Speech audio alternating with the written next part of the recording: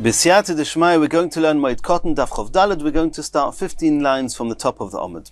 And this Gemara is going to talk about, as a continuation from the previous Gemara, Avelus b'Shabbos. Somebody who's unfortunately in mourning and it's Shabbos, what does he have to do and what's he allowed to do on Shabbos? Says the Gemara Omar Shmuel Pachaz. That stands for three halachas, one beginning with a pei, one with a ches, one with a zayin. We'll soon see what they are. Choiva, they are required to do on Shabbos. Neser, another three halachas, reshus, are just optional on Shabbos. Which are the three that are required? Prias haroish, which is uncovering the head. We've learned that somebody in mourning typically would cover their head. On Shabbos, the one would have to uncover the head. Chazoras kera la'choirov, when in mourning a person would rent his garment, his clothes, he would do kriya, he should turn his garment round so that the tear is at the back. Zekifa samita, and straightening out his bed. One of the halachas that the Gemara has spoken about for Avelus is that the bed was overturned, they would have to straighten out the bed. Those are three things that they would do, that they would have to do on Shabbos. Those are choiva. Those are required. Which three are not required? They're optional. Number one, ne'ilas sandal, wearing shoes. You can choose to wear shoes, you can choose not to wear shoes. Tashmish hamito is marital relations, and rechitzas yadayim raglaim v'raglaim bechamin arvis, and washing one's hands and feet with hot water. Obviously it was heated up before Shabbos, and one's allowed to then on Friday night.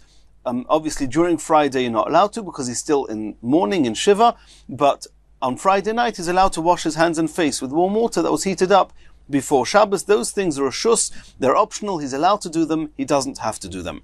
That's Shmuel's opinion. Rav Omar, Rav says, Af priyas hareish shus. Even uncovering the head is not something you have to do, it's something that you're allowed to do. And the theme here is that anything that is a public display of mourning is not allowed to be done on Shabbos. Anything which is just a private thing between a person and himself, then that is something which he's allowed to do or not do. That's what Shmuel's opinion was. Rav said that uncovering the head is also, you're allowed to uncover the head, you don't have to uncover the head. Or Shmuel, and now question the Gemara is asking that, according to Shmuel, Ma'ishnon ne'ilas hasandal, why is wearing shoes dereshus? You're allowed to wear shoes, you don't have to wear shoes. Delav kuli alma vida de saimo masoni, because not everybody's wearing shoes, so not wearing shoes is not a clear and blatant display of mourning, so you don't have to wear shoes. Priyas hareish nami, covering one's head as a mourner does. Lav kuli alma vida de megali roshayu, not everybody uncovers their heads, even people not in mourning sometimes have their heads covered. So why should somebody in mourning be forced to? Why is something he has to do to uncover his head? Answers the Gemara, Shmuel etamei, because Shmuel is consistent with his own rulings. The Omar Shmuel, kol kera she'enoi b'shas chimum, enoi kera. We'll soon see what that means, but the halachas of Kriya say that that renting one's garment is only b'shas chimum, when there's an intense grief. We'll soon see what that is, but it's the time of the beginning of the grief, when the person passes away, not any time later. We'll get back to that shortly. That's one thing Shmuel said. And the second thing Shmuel said, v'chol atifa, and any wrapping, she'eno katifas Yishmaelim, that is not like the Yishmaelim, how they wrap themselves, then eno atifa is not called atifa. And since during the whole Shiva, a person is there wrapping his head like the atifas Yishmaelim, then if you don't remove that on Shabbos, it's a public display of mourning, and therefore Shmuel held you have to uncover that on Shabbos. Machvei Reb Nachman demonstrated ad goiva de dikna, that the covering of the Yishmaelim, the Tifas Yishmaelim, and the halacha that applied to people in mourning was ad goiva de dikna, till the depressions in the beard, which is till below the mouth and the lips. As we've already seen earlier, his whole face is covered. And people don't walk around like that on Shabbos. If this person does not uncover himself, he's having a public display of mourning, and that is not allowed. Omer Yaakov, Omer Yechanan, lo yishonu. Elo she'ein lo min olim beraglov. When is it true? When did Shmuel say that you have to uncover your head? Because if you have your head covered, especially that you had your head covered the whole week because you're in mourning, and if you don't uncover it, it's a public display of mourning. That's only if you're not wearing shoes. Together with being barefoot, not wearing shoes, and covering your head, everybody will realize that he's in mourning. But if he's chosen to wear shoes on that Shabbos, then min olav mechichin olav, and then his shoes will prove to everybody that he's not practicing mourning, and then even Shmuel will agree that he does not have to uncover his head. And now coming back to that other halacha that Shmuel said before, that kol kera she'eino b'shas chimum, doing a kriya, renting one's garment, is only b'shas chimum, when there's intense grief, which is when a person passes away right at the beginning of the mourning period. Eino kera, any time after that, is not considered kriya. Asks the Gemara, v'ha'omru leilu Shmuel. Was there not an incident where they told Shmuel, noch nafshei de Rav, that Rav had passed away? And Korah oleo treisa moni. And Shmuel, he tore, because of Rav, 12 garments. And that means, even though he wasn't required to do kriya, he tore all those garments. And that shows that there's a concept of kriya, even if it's not the minimum required at the beginning of the morning. Shmuel clearly wasn't wearing 12 garments at once. No, just he was wearing a garment when he heard, and he tore his garment, and then a little bit later, maybe even a day or two later, he wore another garment, he tore that as well. So you see that he would continue doing kriya, even though it wasn't b'shas the chimum. And Omar, and then Shmuel commented and said, Ozal Gavra, the person went away, referring to Rav who passed away, to have a Mr. Finamine, that I was afraid of him, had awe of him, of his greatness. Omar Leila Rav Yechanan, Omru Leila Rav Yechanan. People said to Rabbi Yechanan, another incident, Noch nafshei de Rav Chanina. Rav Chanina passed away. Kora olei tleisa itztila meilosa. And also he tore 13 fine silk robes. And there, he wasn't wearing them all at once. He was wearing one, and then a little bit later he wore another one. So you see that he did kriya not only b'shas chimum. And Rabbi Yechanan commented about Reb Chanina, Ozal Gavra, passed away has the person to have a Mr. Finamine, somebody who I had tremendous awe and I was afraid of. So you see clearly, not like Shmuel said before, that kol kera she'eino b'shas chimum, eino kera. Answers the Gemara, Shani Rabbanon, when it comes to Rebbes and great teachers and sages, that's different. The kiven de kol shaito madkrish matosaihu.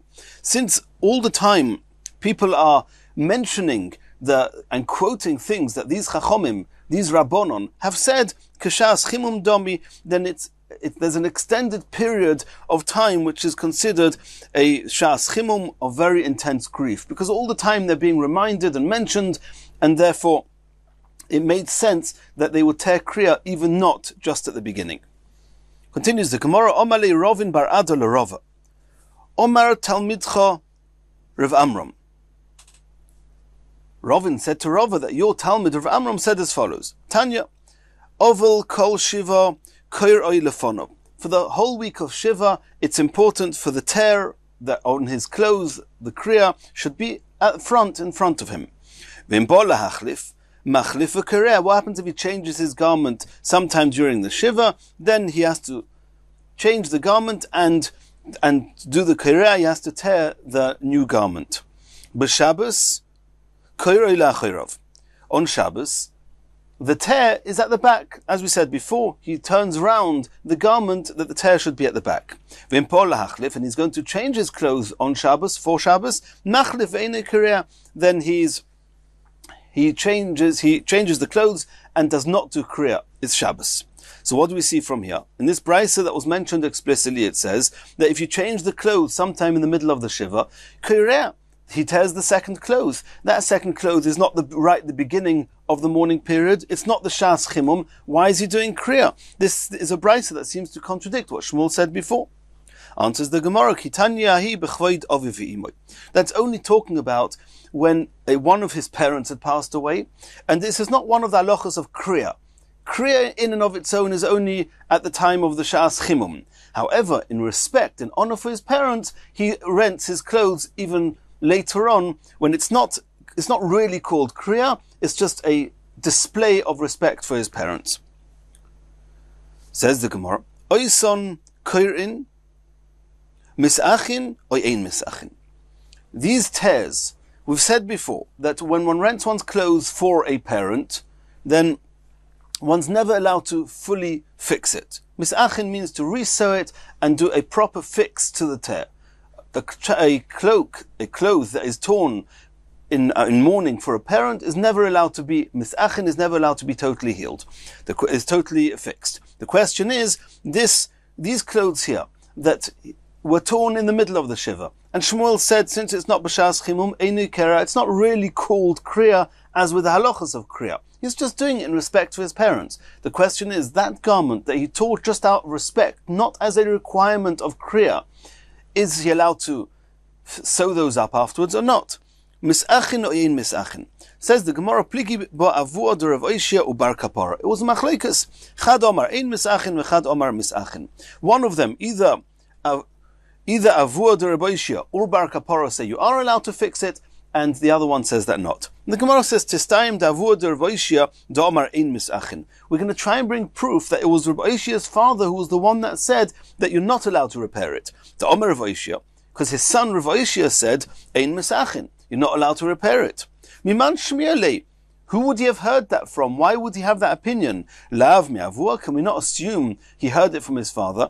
So if we know that there's a machlokas between bar kapara and avua de Rav Oishia, and Rav Oishia made it clear that ein misachin, we can take it for granted that it was his father, which is avua de Rav Oishia, who said ein misachin. Says the Gemara, loy, there's no proof. Mi bar kapara Rabbi shmiele. Rav Oishia was the son of avua de Rav Oishia, but the Talmud of bar kapara. So it could well be that when Rav Oishia himself said ein misachin, it's not because of what he heard from his father, but because of what he heard from his Rebbe. And therefore you don't have proof who said what. Continues the Gemara, Omar Rava. Oval, we're talking now about Shabbos. On Shabbos, Sunday morning, Metayel, Bu'unkali, he's allowed to go around with his torn shirt, as long as it's in private, inside his home. Abaye Ashkechel Rav Yosef. Abaye met Rav Yosef, the Porisle Sudra Areshe. He had his kerchief covering over his head like mourners do. Va'ozil va'asi bebeise. And he was going around his house like that. Omar lei. He said to him, Lav sovar lomar ein avelus b'Shabbos. Did you not hold as of the opinion that there is no avelus on Shabbos? Why are you walking around with a kerchief over your head as in mourning? You're in the middle of Shiva, that's true, but it's Shabbos. Omar lei. So Rav Yosef answered back to Abaya, Hachar ba'Omer Rabbi Yochanan. Rabbi Yochanan said, Dvorim shebetzina, things in private, noyeg, those restrictions that are in private, they are kept. Continues the Gemara. Rabbi Eliezer Omer Mishechorav Beis Hamikdash Atzeres Keshabbos v'chulei. And this takes us back to the Mishnah.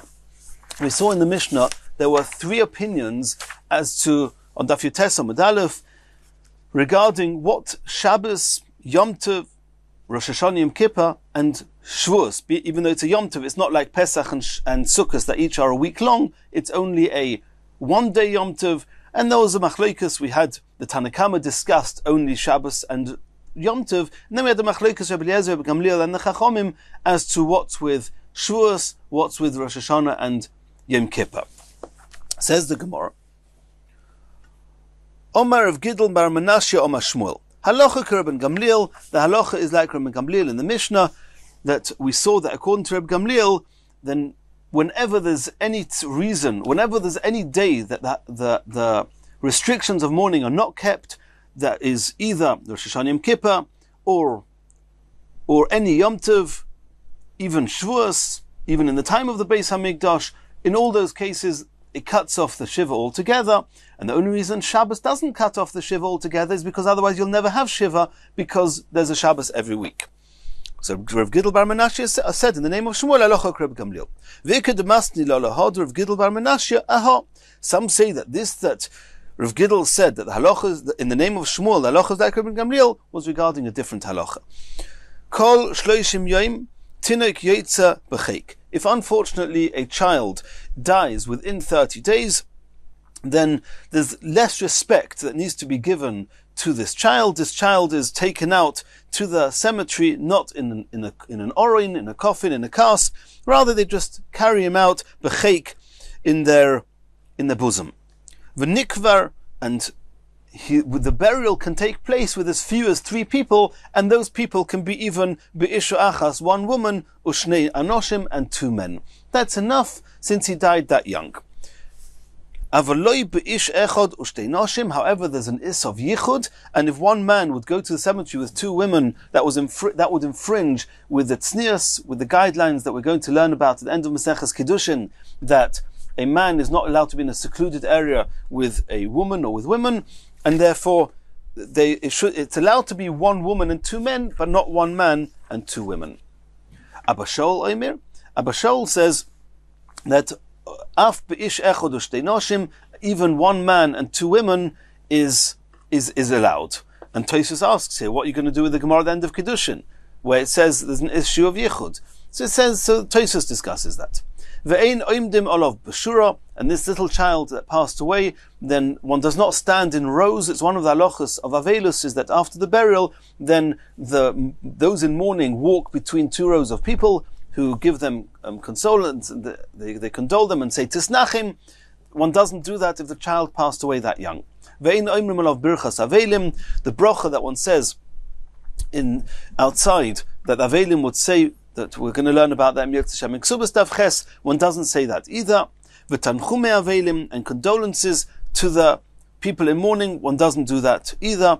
One doesn't go to his home for the week and offer condolences.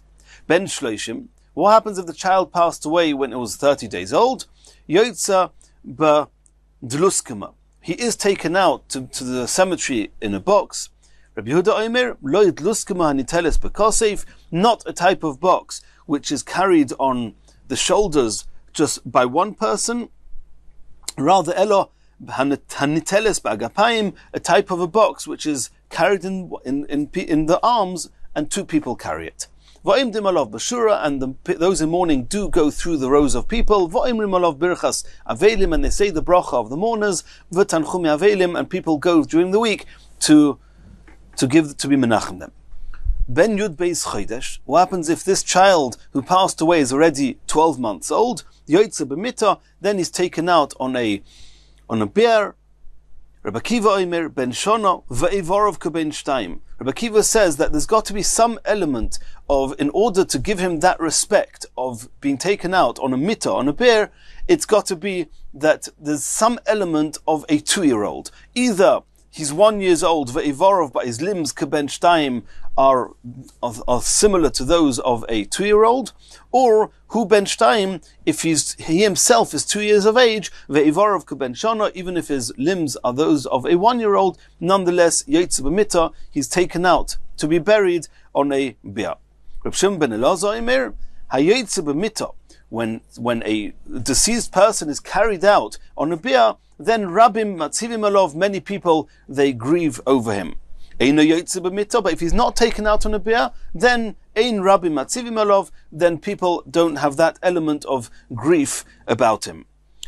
Rabbi Elazar ben Azariah Omer, nikah l'Rabbim, if this is the person who passed away, he was already used to going out of the house and was known and recognized by people, then Rabbim misaskim imoy, then many people come and they're involved with him, with the burial and with coming to console the mourners. Ein nikah l'Rabbim, but if he was somebody who wasn't recognized, he hadn't yet gone out and wasn't recognized by the people, ein Rabbim misaskim imoy, then the public are not so involved with it, with the burial and the tanchumin. Umahein behesped. The question is, how old does a person have to be when he passes away that there should be a mitzvah to eulogize him? Reb Meir b'shem Reb Shmuel Omer, aniyim b'nei shalish. Poor people, since the poor people, they have even a greater grief when a child unfortunately passes away, even more than the rich people, because they don't have anything else in their lives besides for their children. Then b'nei shalish, from the age of 3, there's already a mitzvah to eulogize the child. Ashirim, rich people, however, b'nei chomesh, only once they're 5 years old, there's a mitzvah to eulogize. Rabbi Yehuda Omer mishmoy, Rabbi Yehuda said in the name of Rabbi Shmuel, aniyim b'nei chomesh, the poor people, 5 years of age, ashirim b'nei sheish, and rich people, when the child is 6 years old, that's when there's a mitzvah to be maspid. Ubnei zakenim, and children that were born to very old parents, and these old parents were dependent and relying and needed this child to look after them, they are even in greater grief than regular person, and therefore from when the child is the same age as those of the poor people, there's already a mitzvah to do a hesped. Omer of Gidl bar Menashe Omer Rav, this is where, according to this second version, of Gidl said in the name of Rav, before it was in the name of Shmuel. Others here have the version Shmuel. Halacha Rabbi Yehuda. The halacha is like Rabbi Yehuda that we just saw here. She'omar mishum Rabbi Shmuel, who said in the name of Rabbi Shmuel that Aniyim b'nei chomesh, Ashirim b'nei sheish, and the halacha is like Rabbi Yehuda. Continues the Gemara, Dorash Rev Anoni bar Sosoin. Rev Anoni bar Sosoin, he expounded, he darshaned a pischad bei Nesiyah, and the entrance to the home of the Nasi, as follows. Yoim echod lifnei atzeres ve'atzeres harei kan arba asar. If somebody was in mourning and he started sitting Shiva a day before Shavuos, the next day is Shavuos. Shavuos is only one day. So you've got 1 day of mourning till Shavuos, and then Shavuos, harei kan arba asar. It's considered like 14 days of mourning. As if 14 days have already passed, and of the Shloshim, he can take off 14 days in just 2 days. Because we know that 1 day of Shiva, and then Yom Tov cuts off the Shiva. It's finished. So the 1 day before Shavuos is the only day of Shiva, is considered like a whole week of Shiva, that's 7 days. Shavuos itself is also considered like a whole week on its own. The Yom Tov itself is also considered like another 7 days. So you've got 7 and 7 is 14. So all you're left now is with 16 days of Shloshim. Shomar Rabbi Ami. Rabbi Ami heard what Rabbi Noni bar Sosin said, V'ikpid, he was upset. Omar, and he said, Otud Dehu, this quote is his. Why didn't he quote it from the author of the quote? It was Rabbi Elazar who said this halacha, that a day before Shavuos, and Shavuos counts as 14 days of the Shloshim.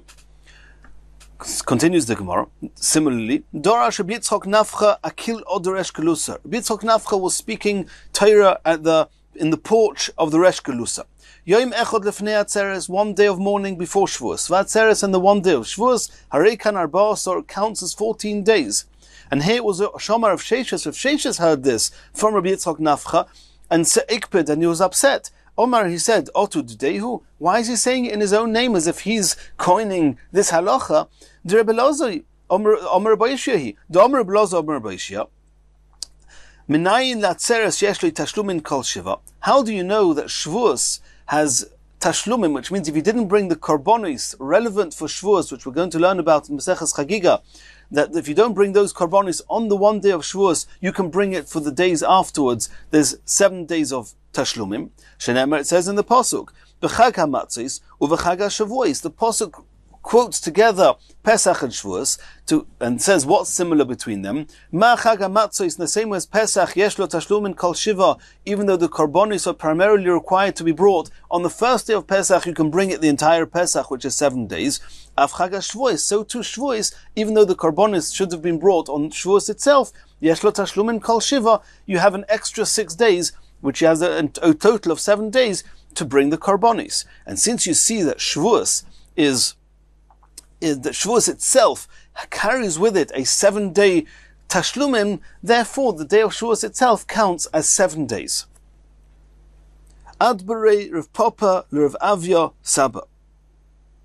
Rav Papa was guiding Rav Avya the elder, V'dorash, and he announced as follows: Yom Echad Lefnei Rosh Hashanah, 1 day before Rosh Hashanah, that person is in mourning. V'Rosh Hashanah and Rosh Hashanah itself, Harei Kan Arba Asar. You have, it's as if you have 14 days of mourning. You have till Rosh Hashanah, and then Rosh Hashanah cuts it off, and then Rosh Hashanah itself, that means the day before Rosh Hashanah counts as 7 days, as we said before Yom Tov, the Yom Tov cuts it off, that 1 day is considered an entire Shiva, and then Rosh Hashanah itself counts of another 7 days. Omer Ravina said, Hilkoch, therefore, Yom Echad Lifnei Achag. If you've got, for example, a person was in mourning 1 day before Sukkot, V'chag, and then you've got the Yom Tov of Sukkot itself is 7 days. Ushmini, and then you've got Shmini Atzeres, which is a Yom Tov on its own. That's considered as another 7 days, because any Yom Tov is considered as 7 days.